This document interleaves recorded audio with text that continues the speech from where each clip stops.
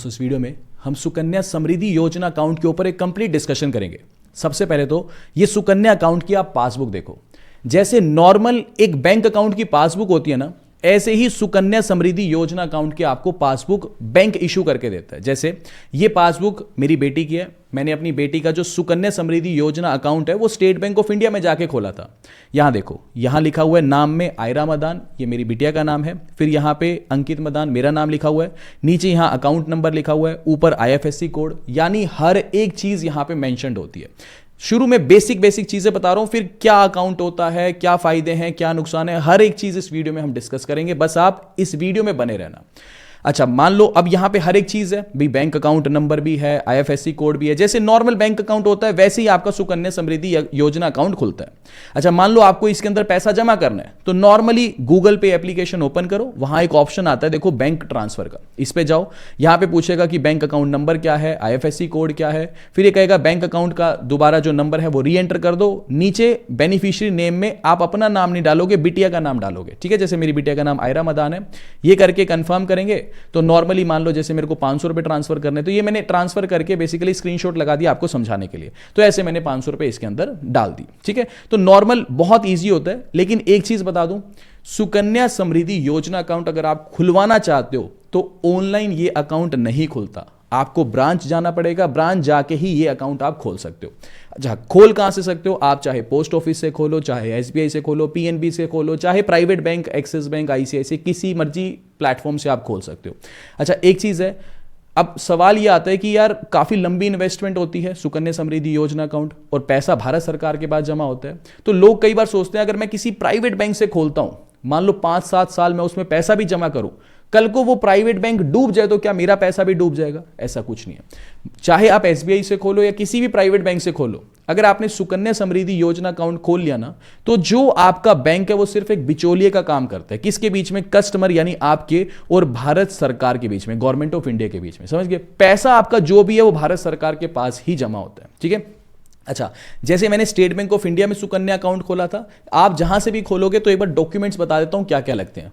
2 photo आपकी girl child की, ठीक है, 2 फोटो किसी भी एक पेरेंट की, चाहे फादर की या मदर की, 2 पासपोर्ट साइज फोटो उनकी, आधार कार्ड किसी का भी, मान लो अगर मदर को एज अ पेरेंट बना रहे हो तो मदर का ही आधार कार्ड, मदर की ही 2 फोटो, फादर को बना रहे हो तो फादर का आधार कार्ड और फादर की 2 फोटोग्राफ, ऐसे ही आधार कार्ड बिटिया का। अच्छा, एक चीज और, ये हो गया, प्लस इसके साथ बर्थ सर्टिफिकेट बिटिया का। ठीक है, बस यही डॉक्यूमेंट चाहिए। आप कहीं मर्जी चले जाओ, हाथ की हाथ, मतलब विद इन 1 आवर आपका जो सुकन्या समृद्धि योजना अकाउंट है वो खोल के दे देंगे। अच्छा, अब कुछ एक बेसिक बातों के ऊपर डिस्कशन करते हैं। बेसिक बात यह है कि सुकन्या समृद्धि योजना अकाउंट बेसिकली है क्या? देखो, बेसिकली ये गवर्नमेंट ऑफ इंडिया की स्कीम है। ठीक है, किसके लिए है? गर्ल चाइल्ड के लिए, बिटिया के लिए। खोल कौन सकता है? कोई भी इस देश की बिटिया जिसकी उम्र 1 दिन से लेकर के 10 साल है, वो बिटिया इस अकाउंट को खुलवा सकती है। फायदा क्या है? देखो, अगर जैसे अब मेरी बिटिया 4 साल की है, तो जब वो 3 साल की थी ना, 3 इयर्स की थी, तब मैंने अपनी बिटिया के लिए सुकन्या समृद्धि योजना अकाउंट खुलवाया था। उससे पहले जब मेरी बिटिया का जन्म हुआ था, जब वो 1 महीने की थी, उस टाइम पे मैंने PPF अकाउंट खुलवा लिया था। PPF अकाउंट भी भारत सरकार की एक तरह से स्कीम है। ठीक है, इसके अंदर 15 सालों के लिए पैसा जमा होता है, वेयर सुकन्या समृद्धि योजना अकाउंट के अंदर 21 सालों के लिए हम पैसा जमा करते हैं। खैर, PPF के साथ थोड़ा कंफ्यूजन नहीं करते, उसको बाद में देखेंगे। तो मोटी बात, इस देश की कोई भी बिटिया जिसकी उम्र 1 दिन से लेके 10 साल है, उनके माँ बाप अपनी बिटिया की भविष्य की पढ़ाई के लिए, भविष्य में उसकी शादी के लिए पैसा इस अकाउंट में जोड़ सकते हैं। अच्छी बात यह है कि यह अकाउंट 101% सेफ है, क्योंकि जो भी पैसा हम इसमें जमा करते हैं भारत सरकार के पास जमा करते हैं। दूसरी बात, मेरे को यहां पे 8.2% का इंटरेस्ट रेट मिल जाता है। तीसरी चीज ये आती है कि मेरे घर में बेटे का जन्म हुआ है, क्या मैं अब सुकन्या अकाउंट खोल सकता हूं? नहीं, सिर्फ गर्ल चाइल्ड के भविष्य के लिए भारत सरकार इस अकाउंट को ऑफर करती है। अच्छा, अगर मान लो बॉय चाइल्ड हुआ है आपके घर पे, तो आप PPF अकाउंट खोल सकते हो। बस PPF अकाउंट सेफ है, लेकिन उसमें 7.1% का इंटरेस्ट रेट आपको मिलता है। तो यहां पे इंटरेस्ट रेट बेटर है, 8.2% मिलता है, लेकिन ये एडवांटेज सिर्फ और सिर्फ गर्ल चाइल्ड को मिलता है। ठीक है, मैक्सिमम सिर्फ और सिर्फ 2 गर्ल चाइल्ड ही इस अकाउंट को खोल सकते हैं। मान लो अगर आप पेरेंट्स हो, ठीक है जी, आपके घर पहली बिटिया का जन्म हुआ, आप सुकन्या अकाउंट को खोल सकते हो। आपके घर दूसरी बिटिया का जन्म हुआ, आप सुकन्या अकाउंट को खोल सकते हो। आपके घर तीसरी बिटिया का जन्म होता है, फिर आप उसके लिए सुकन्या अकाउंट नहीं खोल सकते, यानी मैक्सिमम 2 गर्ल चाइल्ड्स के लिए आप खोल सकते हो। लेकिन एक कंडीशन यह है कि आप पेरेंट हो, आपके घर पहली बिटिया का जन्म हुआ, आप सुकन्या अकाउंट खोल सकते हो। सेकंड केस में ट्विन चाइल्ड हो गए तो फिर दोनों के लिए खोल सकते हो, ठीक है जी। अब थोड़ा सा स्कीम को मैं समझाता हूं। देखो, आज मान लो 0 ईयर्स है, आज आप इस स्कीम को ओपन करते हो, इस स्कीम के अंदर पैसा इन्वेस्ट करना शुरू करते हो, तो पहले 15 सालों तक आपको इस स्कीम के अंदर पैसा इन्वेस्ट करना है, ठीक है जी। मान लो आज आप इन्वेस्ट करते हो, मतलब देखो हर साल मैक्सिमम 1.5 लाख रुपए आप इसके अंदर इन्वेस्ट कर सकते हो। कम से कम आपको जो है 250 रुपए स्कीम में इन्वेस्ट करने हैं पूरे साल भर में। यानी मान लो आज आप इस स्कीम को एक तरह से ओपन करते हो, तो आज आपने 500 रुपये डाल दिए, ठीक है, आज फिर आपने 1 महीने बाद 1000 रुपये डाल दिए, फिर आपने 50,000 डाल दिए, तो ऐसे करके मैक्सिमम पूरे साल में आप 1.5 लाख रुपए इस स्कीम के अंदर इन्वेस्ट कर सकते हो। कम से कम पूरे साल भर में आपको 250 रुपये जमा करने जरूरी है, ठीक है जी। ऐसे करके 15 सालों तक आप इस स्कीम के अंदर पैसा इन्वेस्ट करोगे, हर साल धीरे धीरे करके, ठीक है जी। फिर उसके बाद 15 साल के बाद अगले 6 साल तक आपको इस स्कीम के अंदर कुछ भी नया पैसा इन्वेस्ट नहीं करना, ठीक है जी। 6 साल तक बस जो पैसा आप जमा कर चुके हो वो भारत सरकार के पास रहेगा, उसके ऊपर आपको इंटरेस्ट मिलता रहेगा। और जब 21 साल पूरे हो जाएंगे तो ये स्कीम मैच्योर हो जाएगी। जितना भी आपने प्रिंसिपल यानी मूलधन इन्वेस्ट किया था प्लस जितना भी आपने ब्याज कमाया था, ये सारा का सारा पैसा बिना किसी टैक्स के आपको भारत सरकार लौटा देगी। यानी ये स्कीम इसलिए अच्छी है, जैसे मान लो जब मेरी गर्ल चाइल्ड 3 साल की थी, ठीक है जी, तब मैंने इस स्कीम को खोला। अगले 15 साल तक, यानी जब वो 18 साल की हो जाएगी तब तक मेरे को इसमें पैसा इन्वेस्ट करना है। फिर अगले 6 साल तक, यानी जब वो पैसा भारत सरकार के पास रहेगा, यानी जब वो 24 साल की हो जाएगी तब ये स्कीम मैच्योर हो जाएगी। यानी जब मेरी गर्ल चाइल्ड 24 साल की हो जाएगी उस टाइम मेरे पास अच्छा खासा पैसा इकट्ठा हो जाएगा। समझ गए? एडवांटेज क्या है, मैं बिटिया की हायर एजुकेशन के लिए या बिटिया की शादी के लिए उस पैसे को यूज कर सकता हूं। ये मेन ऑब्जेक्टिव है। एक चीज गलती आप मत करना, देखो अगर सुकन्या अकाउंट खोलना ही है तो इनिशियल डेज में खोल लेना। जैसे मान लो आपके घर में बिटिया का जन्म हुआ, मैं तो कहता हूं अगर आप खोलना ही चाहते हो तो आज बिटिया का जन्म हुआ तो विद इन 1 मंथ या शुरू के 6 महीने या जब तक वो 1 साल की होती है तब तक इस अकाउंट को खोल लो। रीजन क्या है, मान लो कोई कहता है कि जब बिटिया 10 साल की है, घर पे बिटिया है 10 साल की है, अब वो प्लान कर रहा है कि इस अकाउंट को खोलना है, तो पहले 15 साल इसके अंदर पैसा इन्वेस्ट करना पड़ेगा। यानी जब बिटिया 25 साल की हो जाएगी, समझ के बाद, क्योंकि 10 साल की तो वो आज है ही है, 15 साल आप इसमें पैसा इन्वेस्ट करोगे, अब बिटिया हो गई 25 साल की, ठीक है जी। उसके बाद 6 साल का इसमें लॉक इन है, ठीक है जी। उसके बाद ये स्कीम पूरी 21 साल के बाद मैच्योर होगी, यानी उस वक्त बिटिया की जो एज है वो 31 ईयर्स हो चुकी होगी। 31 ईयर्स में बिटिया की हायर एजुकेशन भी खत्म हो चुकी होगी। जब वो 31 ईयर्स की होगी बिटिया की शादी भी हो चुकी होगी। उस टाइम पे मान लो आपको 50-60 लाख रुपए आपने इसमें इकट्ठा कर भी लिया, उस पैसे का करोगे क्या? जो ऑब्जेक्टिव था वो तो फुलफिल ही नहीं हुआ। अब क्या इस पैसे को अपने दामाद जी को दोगे क्या, या दामाद जी के लिए पैसा इकट्ठा कर रहे थे? तो मेन ऑब्जेक्टिव क्या है कि जब बिटिया जल्दी है, छोटी है, मान लो बिटिया 1 दिन की, आप बहुत समझदार हो, या 1 महीने की, आपने इस अकाउंट को खोल लिया, तो 15 साल की जब वो होगी तब तक आप इसमें पैसा जोड़ चुके होगे। 6 साल का लॉक इन होगा। जब वो 21 साल की हो जाएगी, 21 साल की एक ऐसी उम्र है जब उसको हायर एजुकेशन भी चाहिए, उसके 5-6 साल के बाद उसकी शादी भी करोगे, यानी परफेक्ट एज है जब आपके हाथ में पैसा होगा। तो अगर आप सुकन्या समृद्धि योजना अकाउंट खोलना चाहते हो तो कोशिश करो कि बिटिया जब 5 साल से कम है एटलीस्ट, तो इस अकाउंट को खोल लो। ज़्यादा लेट खोलने का फायदा है नहीं। अच्छा, फिर एक सवाल आता है कि मान लो अगर मैं लेट खोलता हूं, जब बिटिया 10 साल की है मैं तभी खोलता हूं, क्या मैं इसको बीच में नहीं तोड़ सकता? क्या तोड़ सकते हो। देखो, अगर आज बिटिया 10 साल की है, आपने इस स्कीम को खोला, 15 साल तक आप इसके अंदर पैसा इन्वेस्ट करोगे, अब बिटिया जो है 25 साल की होगी, फिर 6 साल इसका लॉक इन रहेगा, अब बिटिया जो है 31 ईयर्स की होगी, ठीक है। अब सवाल आता है कि मैं प्री मैच्योर इस पैसे को अगर तोड़ना चाहूं तो क्या तोड़ सकता हूं? यस। पहला केस यह है कि मैरिज का केस, यानी जैसे आज 10 साल की है, आपने 8 साल और पैसा डाला, ठीक है जी, अब बिटिया 18 साल की हो गई, आप जितना पैसा प्लस ब्याज बनेगा आप यहां पे इस स्कीम को बंद कर सकते हो और अपने पैसे को विड्रॉ कर सकते हो, ठीक है। तो इसको बोलते हैं प्री मैच्योर विड्रॉल। अगर बिटिया की शादी है, शादी के लिए बिटिया की उम्र कम से कम 18 साल होनी चाहिए लीगली, ठीक है जी। तो 10 साल की उम्र में आपने अकाउंट खोला, 18 साल की उम्र में उसकी शादी कर दी, 8 साल ही पैसा डाला, जरूरी नहीं है 21 साल तक चलाना है। इस स्कीम को आप क्लोज करके अपने सारे पैसे को विड्रॉ कर सकते हो, ठीक है। लेकिन कंडीशन वही है कि मेरा मोटिव तो फुलफिल नहीं हुआ ना भाई। 10 साल में मैंने खोला, 8 साल ही सिर्फ पैसा इन्वेस्ट किया और पैसे को निकाल लिया।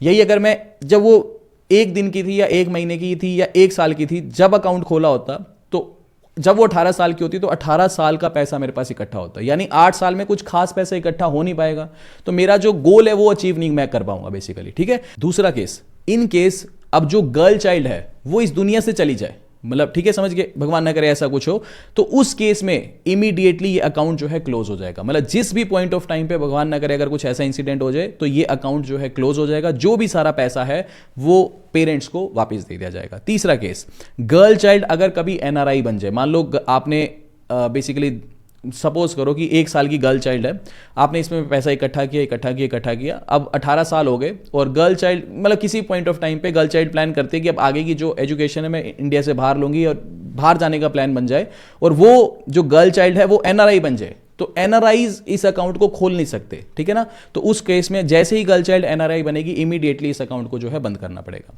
अच्छा, इन केस मान लो जो गार्जियन है, जो पेरेंट्स हैं, जो इसके अंदर पैसा डाल रहे हैं, वो भगवान ना करे इस दुनिया से चले जाते हैं, तो उस केस में क्या होगा, उस केस में भी इस अकाउंट को बंद किया जा सकता है, लेकिन कंडीशन यह है कि अकाउंट एटलीस्ट 5 साल पुराना होना चाहिए। ठीक है, अगर मान लो 4 साल हो गए इस अकाउंट को खोले और फिर जो पेरेंट है वो इस दुनिया से चले जाते हैं, तो कोई बात नहीं, फिर अगले साल 250 रुपए तो एटलीस्ट अपनी तरफ से डालने पड़ेंगे, 5 साल पूरे होते ही फिर इस अकाउंट से सारा पैसा जो है निकाला जा सकता है। ठीक है, और लास्ट कंडीशन ये है कि मेडिकल इमरजेंसी, भगवान ना करे गर्ल चाइल्ड को कुछ मेडिकल इमरजेंसी हो जाती है, तो उस केस में भी जितना पैसा इकट्ठा हो गया उसको विड्रॉ किया जा सकता है। कंडीशन यही है कि अकाउंट एटलीस्ट 5 साल पुराना होना चाहिए। एक और चीज ये है पार्शियल विड्रॉल, ये तो क्या है, प्री मैच्योर क्लोजर, कि जितना भी पैसा है सारा का सारा हम निकाल लें। एक होता है पार्शियल विड्रॉल, जैसे मान लो 10 साल की उम्र में किसी ने इस अकाउंट को खोला, जैसे ही 18 साल की गर्ल चाइल्ड हो जाती है, उस केस में अब गर्ल चाइल्ड की शादी नहीं है तो पूरा पैसा हम नहीं निकाल रहे, लेकिन 18 साल की जैसे ही गर्ल चाइल्ड हो जाती है तो उसके पास एक लीगल अधिकार आ जाता है कि जितना भी पैसा इकट्ठा हो गया उसका 50% वो गर्ल चाइल्ड किसी भी पॉइंट ऑफ टाइम पे निकाल सकती है 18 साल की उम्र के बाद। ठीक है जी, तो ये कुछ एक चीजें थी। अच्छा, इसके बाद इसका अच्छी बात यह है, एक तो देखो 8.2% का इंटरेस्ट रेट मिलता है, तो बहुत अच्छी बात है ये। दूसरी बात, ट्रिपल ई बेनिफिट के साथ ये स्कीम आती है, यानी triple E exempt exempt exempt, यानी पहले ई का मतलब है कि जो पैसा आप इसमें इन्वेस्ट करते हो वहां पे आपको सेक्शन 80C के अंडर 1.5 लाख रुपए की टैक्स रिबेट मिलती है।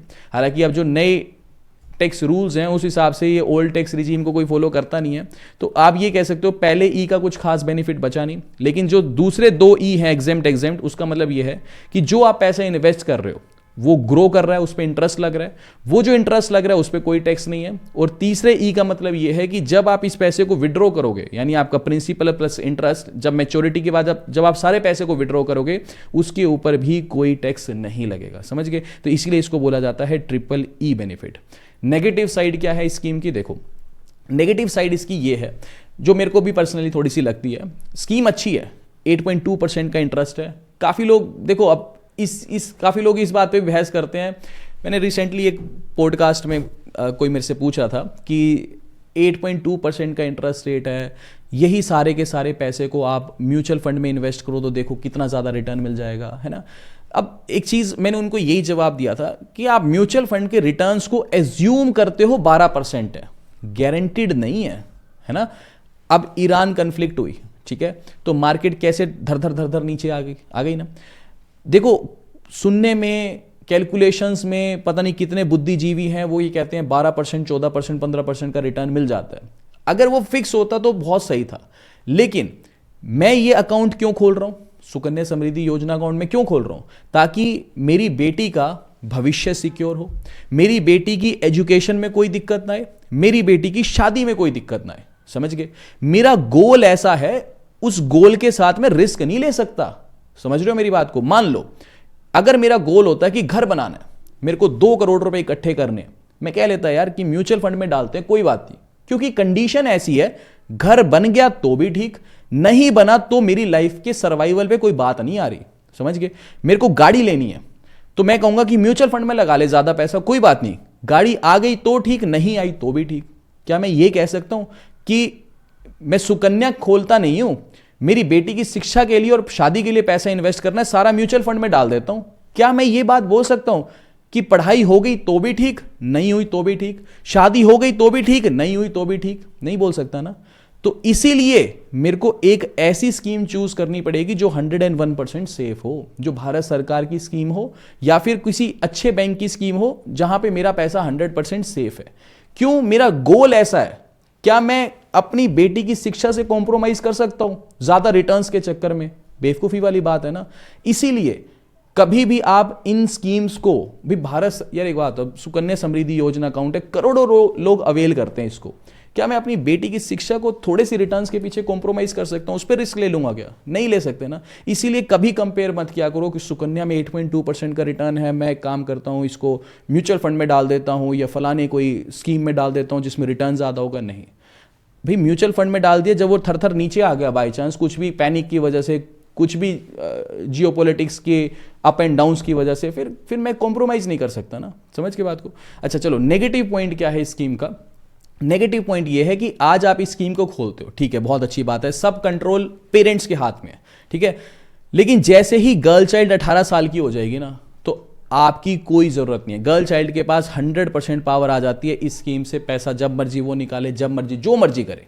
गर्ल चाइल्ड के ही सिग्नेचर चलेंगे, पेरेंट्स के अप्रूवल, पेरेंट्स के सिग्नेचर की भी जरूरत नहीं है। तो मेरे को नेगेटिव पॉइंट ये लगता है, मान लो आज किसी की बिटिया 1 साल की है, उसने बड़ी मेहनत से इस अकाउंट को खोला, 15 साल तक उसके अंदर पैसा भी इन्वेस्ट किया, ठीक है जी। 15 साल के बाद 3 साल लॉक इन हुआ, मान लो उस टाइम पे वो 40-1 लाख रुपए इसके अंदर इकट्ठा कर चुका है। अब 18, 20, 22 साल की जो उम्र होती है, बड़ी नादान उम्र होती है। समझ रहे हो बात को?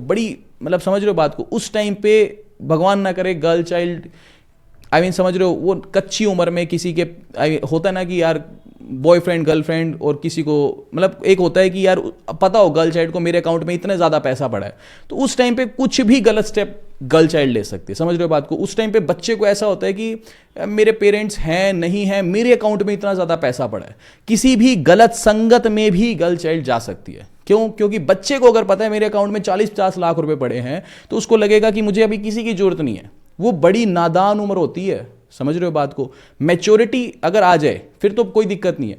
तो बस एक ये पॉइंट मेरे को थोड़ा सा गलत लगता है कि पेरेंट्स के हाथ से बिल्कुल अप्रूवल निकल जाता है। भगवान ना करे गर्ल चाइल्ड को पता हो, उसका कोई मिसयूज कर ले बच्चे का, है ना, कोई आप समझ रहे हो, उसको बहला पुसला करके उससे पैसा ले ले, तो थोड़े से ये नेगेटिव पॉइंट लगता है। थोड़ा सा सरकार को इसके ऊपर सोचना चाहिए। और दूसरा, इस स्कीम का मेरे को डिसएडवांटेज ये लगता है कि पहले इस स्कीम के अंदर बहुत ज्यादा इंटरेस्ट रेट ऑफर किए जाते थे। जैसे साल 2014-15 के अंदर 9.1% का इंटरेस्ट रेट ऑफर होता था। धीरे धीरे घटते घटते अब इंटरेस्ट रेट 8.2% पे आ गया। यानी एक चीज समझो, 21 साल की स्कीम है, लोग कैलकुलेटर खोलते हैं, इंटरेस्ट रेट में। अच्छा, मैं आपको एक बार ना कैलकुलेटर भी खोल के दिखाता हूँ, 1 सेकंड रुको, ठीक है। यहाँ पे मैं 1 सेकंड आपको करके भी दिखाता हूँ ताकि आपको भी ये आइडिया हो जाए। करना क्या है, जैसे क्रोम पे जाओगे, यहाँ लिखना है बस आपको सुकन्या, 1 सेकंड, सुकन्या समृद्धि योजना कैलकुलेटर, ठीक है जी। ये खोलोगे कि कोई भी ये कैलकुलेटर यूज़ कर लेना, ठीक है। अच्छा, एक बार वो पॉइंट को कवर कर लें क्या? देखो, पॉइंट मेरा ये था कि मान लो सुकन्या समृद्धि योजना अकाउंट था, तो लोग जब जिसने 2014 में खोली होगी, वो स्कीम तो अभी भी चल रही होगी ना, क्योंकि 21 साल की स्कीम है, तो वो कैलकुलेशन जब उसने खोली होगी तो 9.1% के हिसाब से उसने सारे रिटर्न्स एज्यूम किए होंगे। लेकिन इंटरेस्ट रेट घटा, आज उसको 8.2% का इंटरेस्ट भी मिल रहा होगा। तो हो सकता है आज मैं खोलूं, 5-10 साल के बाद इंटरेस्ट रेट भारत सरकार घटा के 7% कर दे। तो ये बस इसका एक थोड़ा सा लूप होल है। लेकिन हाँ, हमेशा FD से ज्यादा ही इंटरेस्ट रेट्स रहेंगे, ठीक है। चलो खैर, अब ये आपको ही डिसाइड करना है कि खोलनी है कि नहीं, बट आई गेस ठीक है। अगर आप बहुत लंबा टेन्योर नहीं चाहते तो PPF भी अच्छा ऑप्शन है। गर्ल चाइल्ड के लिए भी ठीक है, क्योंकि PPF में 15 साल का टेन्योर हो जाता है, ठीक है।